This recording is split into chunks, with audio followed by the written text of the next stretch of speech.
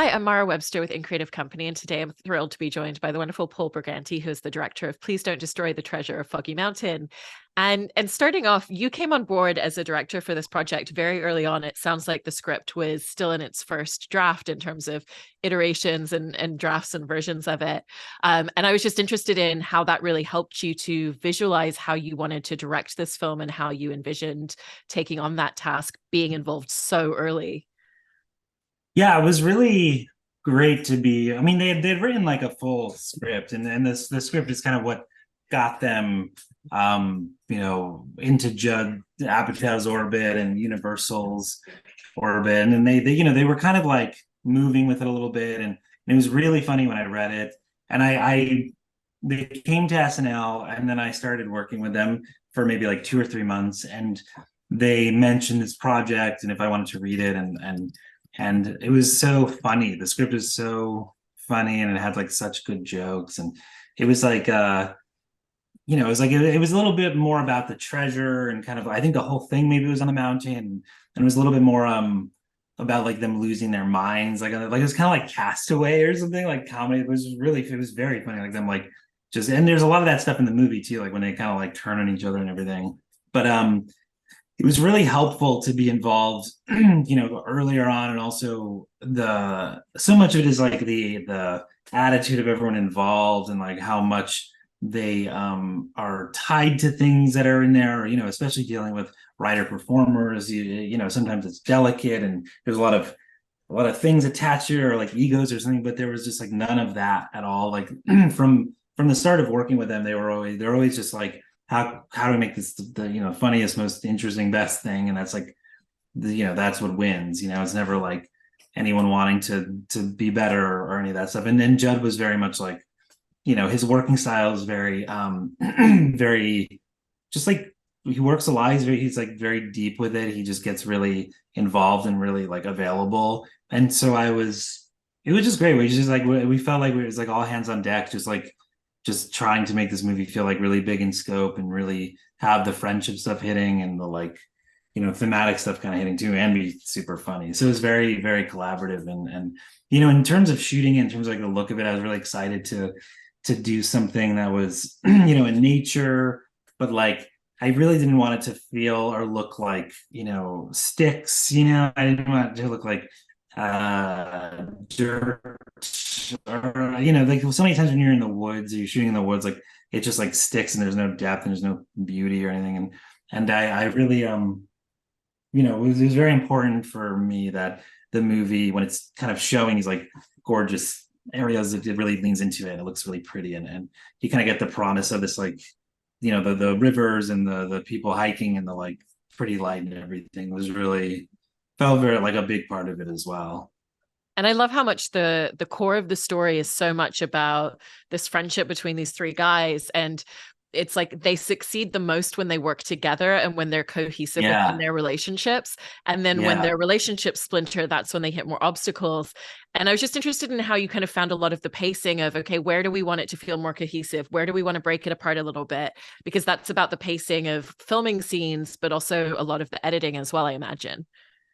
Yeah, there's like something really powerful about them, especially when they're together. Like, I mean, so many movies is like, you want to, it's like, oh, you want to feel happy when they're together and when they make up, but like, there's a real like, kind of thing you can't explain, like an ease and feeling of like comfort when they're together, and they just have this kind of weird, just random cosmic chemistry, and kind of understanding of each other. And they're kind of, in the movie, they're like, that's the whole thing, is like they're best when they're together, and when they're not, they're kind of turned into like psychopaths or something. And like, they get sucked into these like insane situations that like are really heightened versions of real things that people would get sucked into. Like, if you don't have your friends and your support system, your kind of toxic father figure is going to take hold of you, and kind of start using you for his own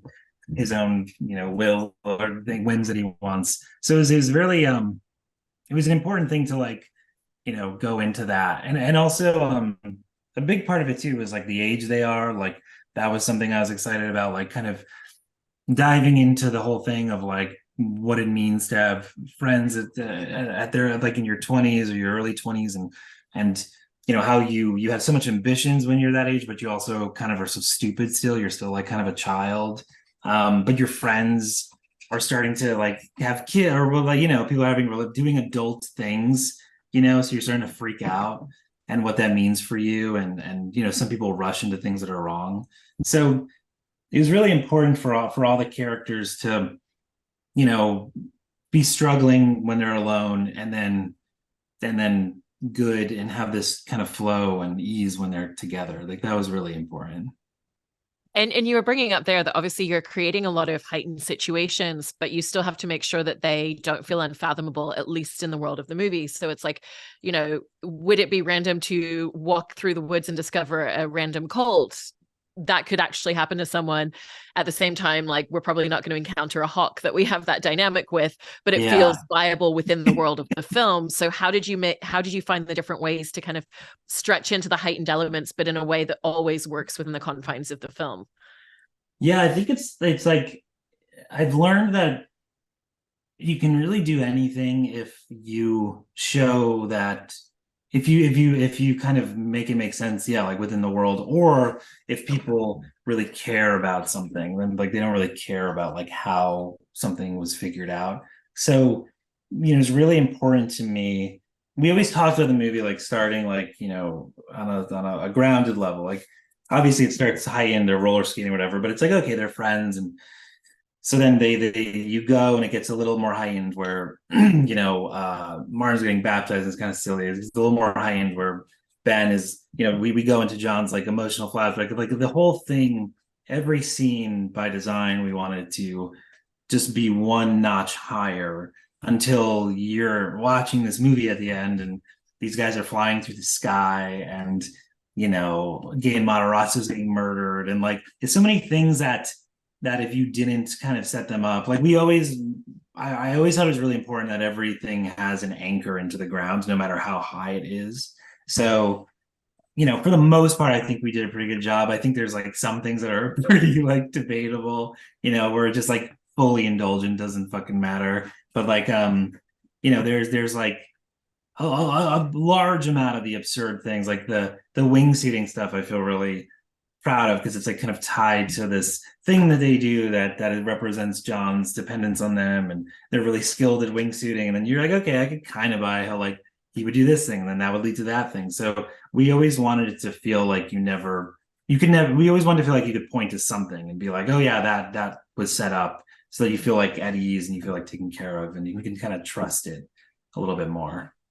And the film follows the three of them kind of in their present day, but we also get scenes that take us back to their childhood, and even just seeing the genesis of when they first became friends, and when they first Yeah. kind of found this compass that leads them to the treasure.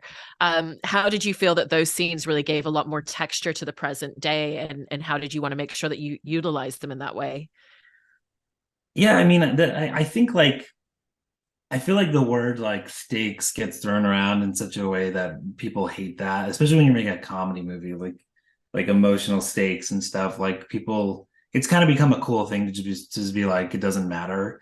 And I fully don't agree with that. I think it's like, you have to have emotional stakes, because people need to care for this movie and this relationship. But like, you just need to make it really good and really funny. And so that's the challenge with that part, is like, you're going into this backstory, you're going, basically what we need to say here is, um this person needs these two guys, and if he doesn't have them, he will be confronted with this like feeling of shame, and feeling of like this ugly lonely feeling that like, you know comes back to this very hilariously traumatic moment in his life. And so, you're just like, the challenge is making something that is really fun and entertaining to explain why he needs these friends.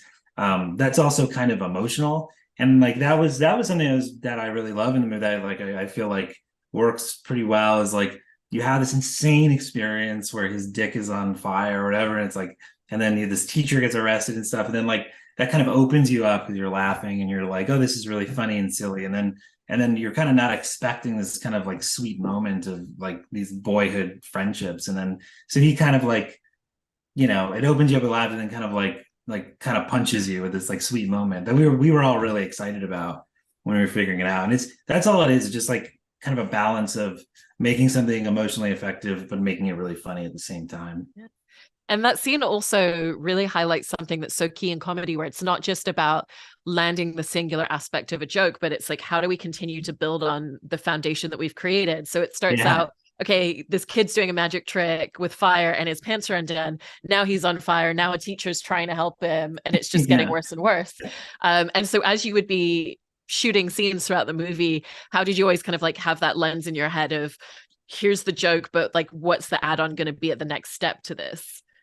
Yeah, that's really interesting. I mean, to be honest with you, when you're shooting it, you are kind of just like you're just like I want to we need to get as many options that in case this joke doesn't land, or this moment doesn't land, or this look doesn't land. So, and then it's kind of when you're editing is when you're kind of crafting it and like making it build, and like that is something that like that happens in the movie. If you someone was talking about that recently, but like there's a lot of jokes and like bits in the movie that like the first beat of it, like an example was like the scene where they first meet Bowen and he's in the cult, and the whole joke is that he can't see them, so he just assumes they're like these different. The first thing he says, like, why are you like girls, gorgeous women here? And they're like, oh, we're not guys, we're not women, we're guys. And then he keeps getting their race and the number of them wrong, and every time when we screen that or whatever, like people kind of laugh at the first beat because it's like kind of funny, and then the second one they like, oh, that's funny, and then the third one you kind of just have to like, because the third time you do something in comedy or like a scene like that, people are expecting a version of that thing, so you just have to do like the perfect version, which is which is which kind of throws them a little bit but also fits the joke as well, which is just like in storytelling too. So that's why I like we worked really hard to figure out that the backstory thing, and why I think the teacher thing works so well, because you're kind of expecting this like new disaster physically to happen to the kid, but then like it takes this weird turn into this like kind of odd moment of like, why do we care about this guy, this teacher? So it's like surprising, but it still kind of is in the lane of what you're doing. So that was like a big learning experience of like how to do that, and like got me excited for those moments of surprise. And when we meet Bowen Yang's character as well, because you've got that visual gag of, he can't see out of it, you obviously had to construct a kind of giant head for him to be inside of as a cult leader, whereas the audience is immediately like, well, of course he can't see them, of course he can't hear properly. And so how did you land upon the design for that? That was a local artist that our art department found in Charlotte. This woman who, I think she just makes big heads. It's like her market thing, and she does it really well. And she was like it was kind of cool to kind of like source a local artist who was kind of cool and like had posted these things. And I think they just found her through Instagram or something.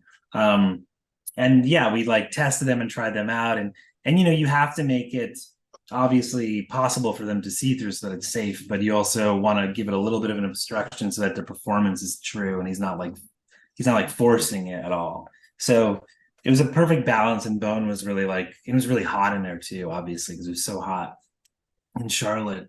But yeah, it was a balancing act with that joke for sure. One of the other visual aspects I wanted to ask about was going back to the baptism scene that you were talking about, because I love the fact that you have Martin in this just like massively oversized yellow suit, and even just the fabric of it, because it's his girlfriend's grandfather's suit, so it's not like a modern kind of breathable material either. So how did you figure out what's going to be the most amusing version of the suit that we could put him in for this scene? Yeah, that's a great question. It was really important that it's like very loud and visual, but just doesn't feel like silly. Like like you said, like it feels like it could be real. So it's just like this kind of like big and tall man like suit, and like old 70s like material. And I think that was like sourced really specifically from our costume designer Emily, who's great, and she like sourced it anyway. And I think that one of them, maybe the one in the diner, was like like very specifically sourced, and it didn't show up until like the day before we were shooting it or something. And I think that's what makes it so funny, is it looks so like iconically like a grandpa's suit that he would wear at some like Italian wedding or something in 1978.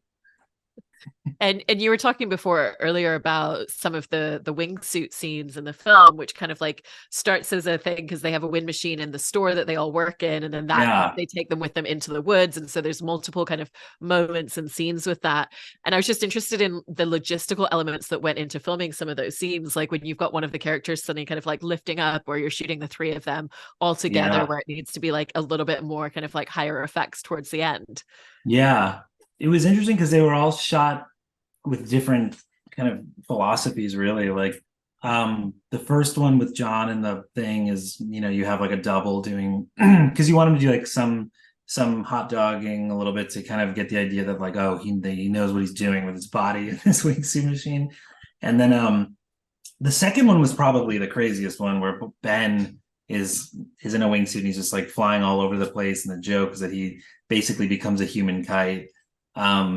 Which is like it was the most elaborate work for like a joke that's really funny, but like it was still like an insane amount of logistics and physical stress. So that was the most crazy, because we shot that on like a rock slab sort of thing. And I've always thought that visual effects works best when you combine real elements with fake elements. So the trees behind him were real trees that were in this like field that we found, and then the view behind Martin and John is all blue screen. So you kind of do 50-50. And then Ben's really in the air when we like suspended him like 30 feet in the air, where it's 100 degrees in Charlotte. It's like 1 o'clock in the afternoon. It's so hot. He's getting blown with the biggest fans I've ever seen in my life. And yeah, it was just insane. It was just like really physically difficult for him and for the stunt people. And then the last one was just like full Marvel, like blue screen environment, like on these, rigs. And I think that one was like the most surprisingly difficult for me, where, it took a lot of time. It took a lot of like balancing and weighing, and like it took a lot of time to get them up and down. So there were also giant fans blowing at the guy. So we would, instead of giving them direction, like we had like cue cards of all the different lines and stuff to say that like their friend Brady just like held up like that for them to say. So we didn't have to like turn the fans down, talk to them, do that. So we could get it all done in one swoop. And going back to the idea that they work the best and they succeed the most when they work in harmony. There's a scene where it's like literally it's about being in harmony musically with one another. And I think Yeah. that moment kind of goes back to what you were saying, where it's about landing the comedy but also kind of like having it feel very heartfelt, because it is very sweet to watch them being very cohesive in that moment. So how did you all determine like what musically is going to be the right thing that we're going to have them sing and perform together that's going to hit those beats? Yeah, that was interesting. I'd say like that's probably the main moment of the movie where like there's no logic or ties to anything at all. Like it's they automatically can sing and harmonize, and then this bear creature comes out of nowhere. So like that's like the one section of the movie where we're just like, yeah, we don't care. This is just like bananas and silly, and I think it works. It's like this weird turn that people don't see coming, and that whole thing came out from we were trying to we had the scene where they get the treasure, and we read it at a table read, and it was so obvious. So many times when you're like writing a thing you don't think about it, then when you read it out loud you're like, oh my god, this is so obviously stupid. So there was the problem was they just kind of go and get the treasure, and it was like there was no obstacle in the way of them getting it. And someone was like, that's bad to just do that. Like someone gave us notes, we were like, totally, it makes total sense. So we were figuring out what's an obstacle that they can do, what's the thing that can get in the way that'd be really fun. And we thought of this one thing that was like they had to do, so it was kind of like from Goonies. It's like they have to hit the notes or whatever. And it was a scene that kind of it was like a parody of a scene like that, and that was it. And then they get the treasure, and we like read it for Judd, and he was like so many people have tried to do a scene where they like parody Goonies or Indiana Jones or something. He's like, unless it's like the best version of that, don't try to do that. Try to do something different. And it was like the moment we were just kind of sitting around, and then John, I think it was John, he was like, what if we do this whole thing that you think is like a Goonies thing, and then it just like becomes this like horrible hairless bear creature is there, and it's just so absurd. It kind of pulls a rug out from under it. And then we kind of followed that. And the thing with the song was like, oh, we have to make this the most like kind of regal, pretty, like big, kind of fantastical moment to kind of build up this thing that the bear is going to tear down. So I think that's where it came from, of them like, oh, they sing really good. If they're in harmony, it becomes this like kind of hyper real moment. You can fully undercut it by this like disgusting bear situation. And then obviously, as well as having the friendship between the three guys, you also have these great two-hander scenes with X Mayo and Meg Stalter with their Yeah, two characters as well. And I kind of love that, because we see so much with the guys' relationship and their history, that when we see that similar dynamic between the two women, it's like we just kind of like immediately have a sensibility of like what their friendship is so quickly. And so Yeah, how did you kind of work to really build in that sense of like layered history when you have to feel it from like the first time we see them on screen together? it was interesting. It was it all came from this idea of like codependency and codependent, and it came from, the boys conflict, which is, John is very codependent and they feel pressure on him. So for John to kind of connect with someone, it needs to be someone who's in a similarly bad situation, where they're not really getting the most out of this relationship. Like we thought it'd be interesting if Meg was sort of in a relationship like that, but she's on the other side where she's the trapped one, and John was the one who was trapping his friends. So from that, it kind of created this dynamic that was really nice, and showed that X Maya, who's so funny, had this kind of thing where she like needs Meg. She's like sort of her sidekick in her mind, and like Meg's just sort of like happy-go-lucky, like happy to be part of it. But then, as this thing happens where her and John connect, she's realizing that like, maybe it's getting in the way of her growth a little bit. And so it was nice. It was really nice to like leave that in and out. And I feel like that's why I think that relationship feels like sweet and special, because it's specific to to the main issue of the movie. Yeah. And I've heard you say that with directing this film, that one of the biggest challenges was just the number of balls that you have to kind of keep in the air at any given time, and also the fact that it's not even just everything that you're doing for yourself as a director. It's also, for the guys, it's like you're making sure that you're creating the best and most conducive creative space for them to do their best work as well. And Yeah. so how did you kind of like plow into navigating that as a first time feature filmmaker? So much of it is just protecting people from things. A lot of it is just like swatting away distractions, and especially with first time movie feature actors, and their writers as well, and their producers on the movie. You need them to perform, and you need them to have a clear head. You need them to have fun and show up and put that on important. So a lot of it is just, me and the producers looping them out of things that they don't need to worry about, because they will worry about it if they hear about it, and just things that are just logistics, or like dealing with like a thing, like something. I just it was very important for me to like protect them from anything that distracted them. It was like so important for them, similar to how Judd probably did that with me like a million times. I'm sure there's so many things that he had to deal with that I didn't even know about, so that he could get the best out of me. So a lot of it was that, and then making sure they're it's tricky when they're writers on the movie and they're performers, because they're also stressing out about scenes that they're not in, but then when they're not in scenes, they should be resting and learning. So they were really it was at both ends for all of them. But it's just taking care of them, making sure they got rest, and we're still feeling inspired.